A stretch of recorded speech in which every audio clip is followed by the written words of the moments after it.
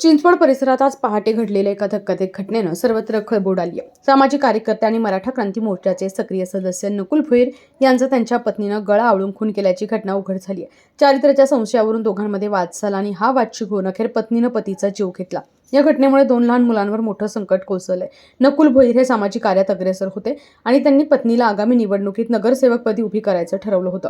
मात्र नियतीनं त्यांचा प्रवास इथेच थांबवला.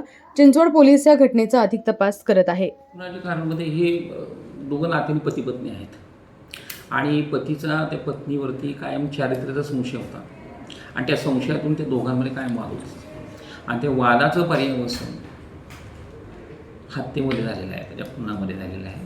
त्या अनुषंगाने चिंचवड पोलीस स्टेशनला गुन्हा रजिस्टर नंबर 399/2025 BNS 103 प्रमाणे गुन्हा दाखल आहे. आरोपी ताब्यात आहे. त्यांना आपण माननीय कोर्टामध्ये हजर करणार आहोत.